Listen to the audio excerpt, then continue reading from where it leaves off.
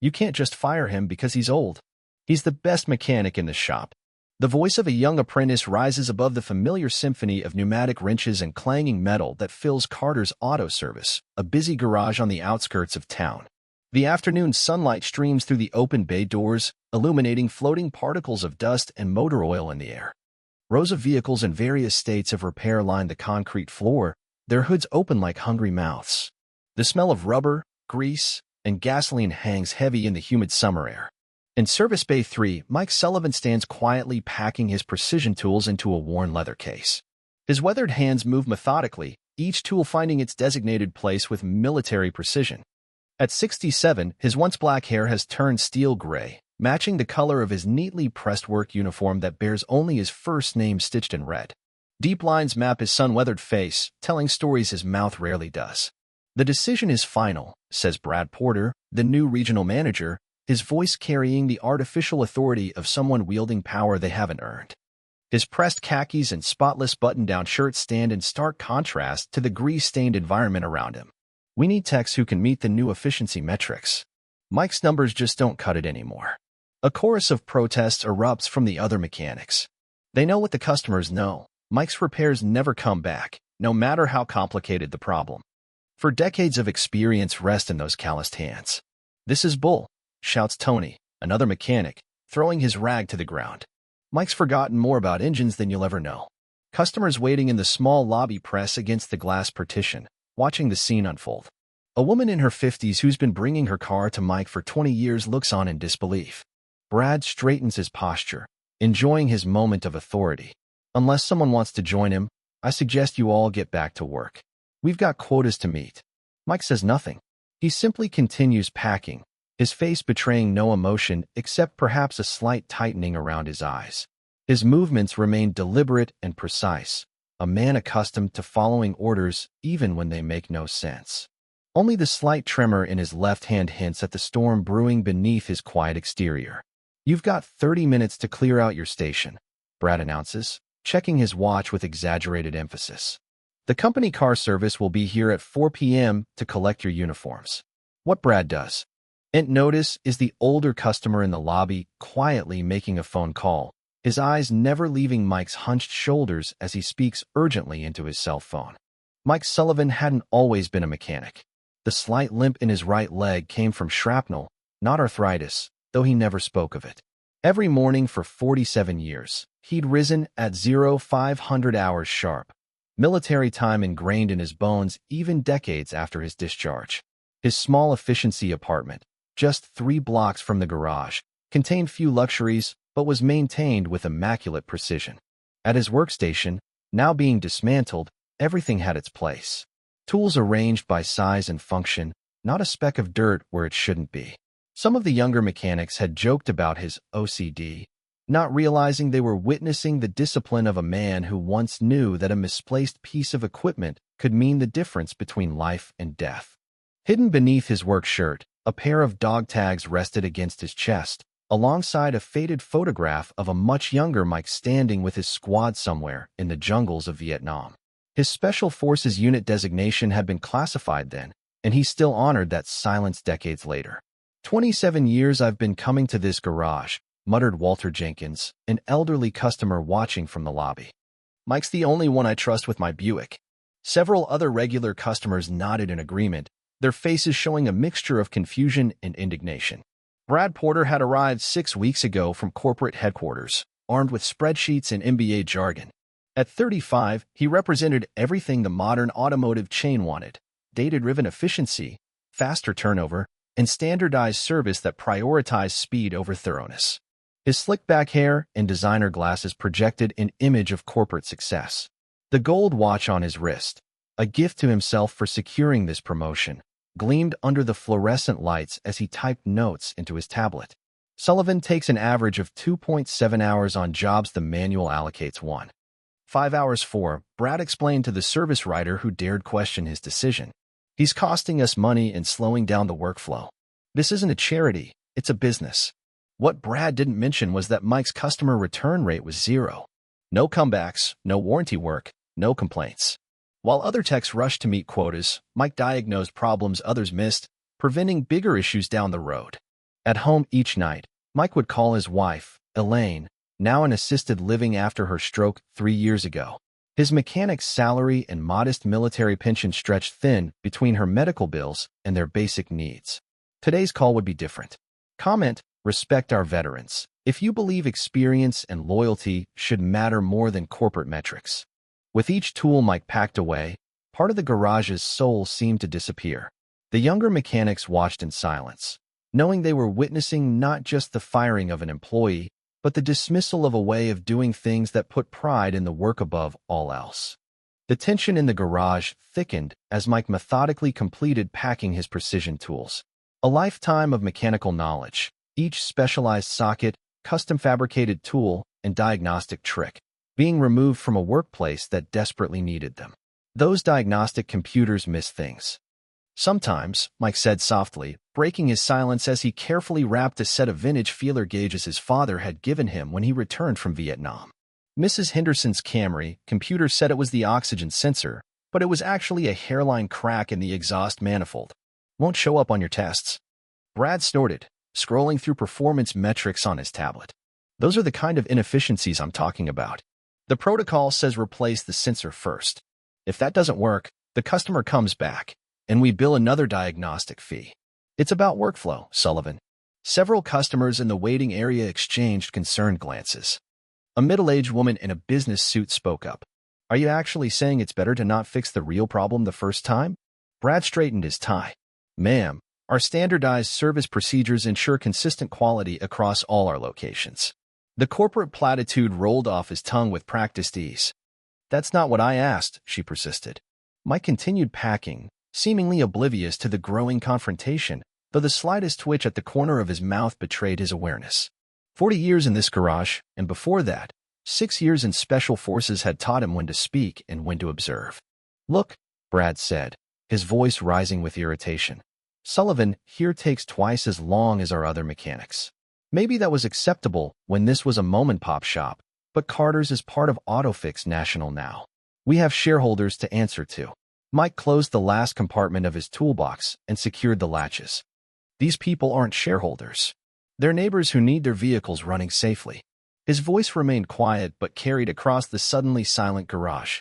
That kind of thinking is exactly why you're being let go, Brad countered, color rising in his face. This sentimentality about neighbors and taking extra time on simple jobs, it's costing us money. Some things are worth doing right, Mike said, standing a little straighter despite his slight limp. Learned that in the service. Brad rolled his eyes dramatically. Oh, here we go with the military thing. Listen, Grandpa, this isn't the army where you get medals for shining your shoes. This is business. The room went completely still. Even the usually boisterous mechanics fell silent at the blatant disrespect. Mike's shoulders tensed almost imperceptibly, but his expression remained neutral. One of the younger mechanics, Jason, stepped forward. Sir, Mike was Special Forces. He served 3 tours in Vietnam. I don't care if he was Captain America, Brad sneered. His numbers don't meet our standards. And if the rest of you don't get back to work, I'll start handing out more pink slips. Outside, unnoticed by anyone inside the garage, a black SUV pulled up to the curb. Then another. And another. 22 years old, I was, when they dropped us in the jungle, Mike said, looking directly at Brad for the first time. Had to keep our equipment operating in conditions you can't imagine. Mud, heat, enemy fire. No manuals, no computers telling us what to do. Just had to figure it out and make it work, because lives depended on it. Are you suggesting fixing Mrs. Wilson's minivan is like Vietnam? Brad laughed derisively. Mike shook his head. I'm saying I learned that when something's worth doing, you do it right. Every vehicle that leaves this shop has someone's family in it. Could be a mother driving her newborn home from the hospital. Could be a teenager on his first solo trip. When they turn that key, what we did in here matters. Brad glanced at his watch with exaggerated impatience. Very inspiring. Now, if you've finished with your little speech, you have 15 minutes left to clear out. You don't know who you're talking to, said Walter Jenkins, the elderly customer who had been on his phone earlier. Do you have any idea who this man is or what he's done? I know exactly who he is, Brad replied dismissively. A slow, expensive mechanic who can't adapt to modern business practices. The first uniformed military officer stepped through the customer entrance, followed by another and another. Outside, the rumble of heavy vehicles grew louder. The entire garage fell silent as the first military officer stepped into the customer area. Through the glass partition separating the waiting room from the service bays, mechanics and customers alike watched as 3 more uniformed personnel filed in behind him. Their pressed uniforms and ramrod-straight postures commanded immediate attention. Outside, the rumble grew louder as 3 Desert and Humvees and 2 black suburban SUVs with government plates pulled up, effectively blocking the entire entrance to the garage. Men in tactical uniforms took positions around the perimeter with practiced efficiency. "What the hell is this?" Brad muttered, his face paling slightly as he watched the vehicles through the open bay doors. The answer to his question appeared in the form of a distinguished man in his late 60s wearing the full-dress uniform of a 4-star general. The stars on his shoulder boards gleamed under the fluorescent lights as he entered through the main service entrance, flanked by 2 sharp-looking aides. His chest bore rows of ribbons and medals, a walking testament to decades of distinguished service. "Master Sergeant Michael Sullivan," the general called out, his voice carrying the natural authority of someone accustomed to commanding thousands. Mike turned, and something changed in his demeanor instantly. His back straightened, shoulders squared, and despite his age and limp, he snapped to attention and offered a crisp salute that would have made a drill instructor proud. "General Patterson, sir," Mike responded, holding the salute. The general returned the salute with equal precision, then broke protocol by stepping forward and embracing Mike. "At ease, Mike. It's been too long." Brad looked between them, confusion evident on his face. "Excuse me, this is a private business matter, and we're in the middle of a personnel transition. I'm going to have to ask." "You'll have to ask nothing," General Patterson interrupted, his tone arctic. "I'm General James Patterson, current Deputy Joint Chiefs of Staff, Pentagon. And you're about to explain to me why one of the finest soldiers I've ever had the honor of serving with is being transitioned out of his position." One of the aides approached and whispered something in the general's ear. He nodded and turned back to Brad. "I understand this establishment is now owned by Autofix National, correct?" "Interesting. My aide informs me that your parent company holds service contracts for 67% of non-tactical military vehicles at 8 different bases along the eastern seaboard. Contracts that are up for review next quarter." Brad's face, already pale, now took on a grayish hue. "Sir, I was just following corporate efficiency protocols. Let me tell you about efficiency," the general cut in. 1971, Quang Tri Province. Our unit was pinned down, extraction impossible, equipment failing in the monsoon conditions. Then Staff Sergeant Sullivan not only kept our communications operational, but repaired a damaged helicopter rotor assembly using nothing but basic tools and parts scavenged from an abandoned village. His inefficiency allowed us to evacuate 16 wounded men, including myself. The general turned to address everyone in the garage, his voice carrying to every corner. "What this man won't tell you, because that's the kind of soldier he is that he received the Silver Star for his actions that day, or that he's been awarded 3 Purple Hearts, or that he was part of operations so classified that the records will remain sealed for another decade." Mike stood silently, his gaze fixed forward, neither confirming nor denying the general's words.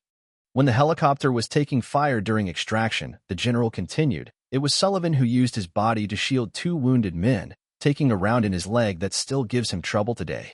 I'd imagine that's why he's a bit slower getting under cars these days." Brad began to stammer. "Sir, I had no idea. That's precisely the problem with people like you," the general interrupted. "You have no idea.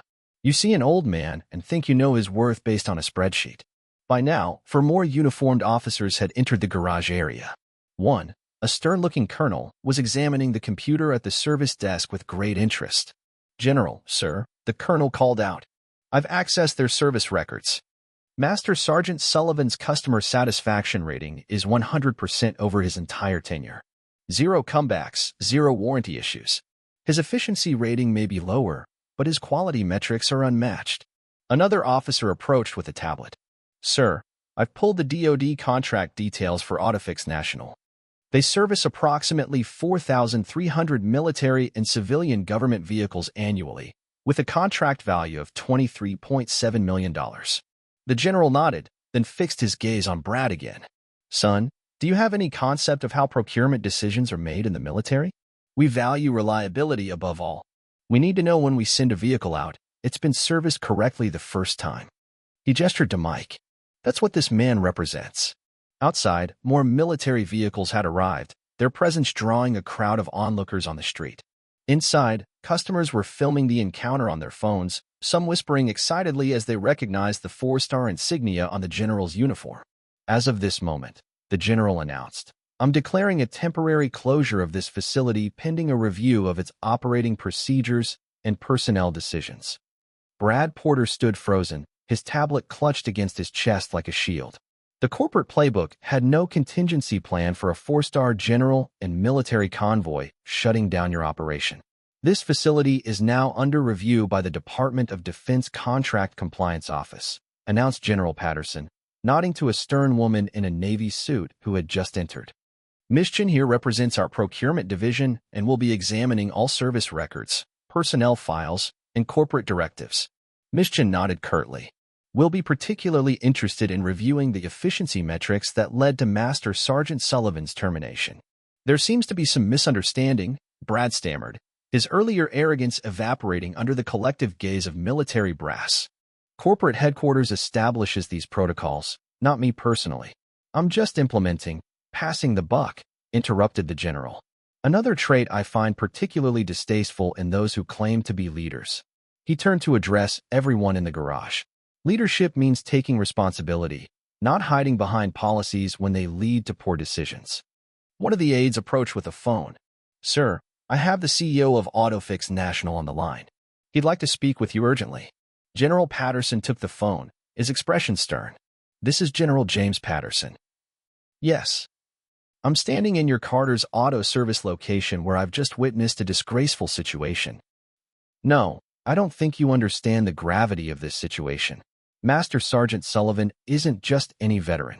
Vietnam, Desert Storm, classified operations that saved American lives. While the general continued his conversation, stepping aside for privacy, Mike stood quietly by his toolbox. The other mechanics had gathered around him, their expressions a mixture of awe and newfound respect. Why didn't you ever tell us, Mike? Asked Jason, the young apprentice who had spoken up earlier. Mike shrugged slightly. Not much to tell. Did my job then, same as I do my job now. 3 Purple Hearts? Another mechanic whispered. Different time, different place, Mike said softly. Lot of good men didn't come home to talk about it. The general returned, handing the phone back to his aide. His face showed grim satisfaction. The CEO sends his profound apologies, Master Sergeant Sullivan. He was, and I quote, unaware of the implementation of certain efficiency protocols that failed to account for quality metrics and veteran status. A ripple of murmurs spread through the gathered crowd. Furthermore, the general continued, he has authorized me to inform you that you are being reinstated immediately, with a substantial raise, and, should you accept, a promotion to service manager of this location. He fixed his gaze on Brad. Mr. Porter is being reassigned to corporate headquarters for, shall we say, comprehensive retraining on the value of quality workmanship and veteran employment initiatives. Brad's face flushed red, then drained of color completely as the implication set in. But my position is no longer yours, the general finished for him. I believe Ms. Chen requires your employee access card and credentials immediately. He checked his watch. You have 15 minutes to clear out your desk. I believe that's the same courtesy you extended to Master Sergeant Sullivan. The garage erupted in spontaneous applause. Regular customers who had witnessed the entire scene were smiling and nodding in approval. Several were already on their phones, undoubtedly spreading the story across social media. There's more, the general announced, raising his hand for quiet. After reviewing Master Sergeant Sullivan's service record, the Veterans Affairs Office has discovered a clerical error in his disability rating. As of today, his benefits are being adjusted retroactively to reflect the full 60% disability he should have been receiving for the past 15 years. Mike blinked, the only visible sign of his shock. Sir, I never filed for that increase. My paperwork was incomplete, the general finished. A common oversight for men of your generation who didn't want to make a fuss. The back pay should help with Mrs. Sullivan's medical expenses considerably. For the first time since the confrontation began, Mike's composure faltered. His eyes grew moist as he thought of how this would impact Elaine's care. One final matter, General Patterson said, producing an elegant wooden box from his aide. During the review of your service record, it was discovered that certain commendations were never formally presented. He opened the box to reveal a Distinguished Service Cross, the nation's second-highest military honor, for extraordinary heroism in connection with military operations against an opposing armed force in Quang Tri Province, Republic of Vietnam. On April 14, 1971, the general read from a citation. Staff Sergeant Sullivan, with complete disregard for his own safety, repeatedly exposed himself to enemy fire to rescue wounded comrades and maintain critical communications equipment under the most adverse conditions. By the following morning, the story had spread throughout the community. What began as shaky cell phone videos posted to social media had evolved into a powerful narrative about respect, service, and justice. Local news vans parked outside Carter's Auto Service, now temporarily renamed Sullivan's Auto Service by corporate decree. Brad Porter had been escorted from the premises directly to a waiting car, his career prospects dimming with each mile that carried him away from the garage. Corporate headquarters had issued a press release announcing a new company-wide initiative focused on veteran hiring and retention, with Mike Sullivan named as the program's inaugural advisor. Mike himself returned to work the next day at his usual time, 0500 hours, to organize his tools and prepare the shop for reopening. When the other mechanics arrived, they found him quietly working beneath a police cruiser that had been waiting for service. "Thought we were still closed for the review," Jason said, surprised to see Mike already in coveralls. "Car needs to be fixed," Mike replied simply. "Officer Rodriguez needs it for his shift tomorrow." The garage reopened officially at noon, with General Patterson and several other officers in attendance for a small ceremony. A new plaque was installed by the entrance, dedicated to the service members who had transitioned to civilian work at Carter's over the decades. In the days that followed, the footage of Mike's vindication was viewed millions of times. Veterans from across the country shared their own stories of workplace challenges and triumphs, creating a movement that transcended a single garage in a single town. Mike's first action as service manager was to rehire 2 older mechanics who had been let go the previous year under similar efficiency protocols. His second was to establish an apprenticeship program specifically for transitioning military personnel interested in automotive careers. When interviewed by a local reporter about his newfound fame, Mike simply shook his head. "Just want to fix cars right," he said. "Always have." What Mike wouldn't say, but what everyone who brought their vehicles to him understood, was that his commitment to quality wasn't just about cars. It was about keeping people safe, just as he had done in uniform decades earlier. Share this video if you believe that those who served our country deserve respect and dignity in the workplace, and if you agree that true quality can never be measured by a stopwatch alone.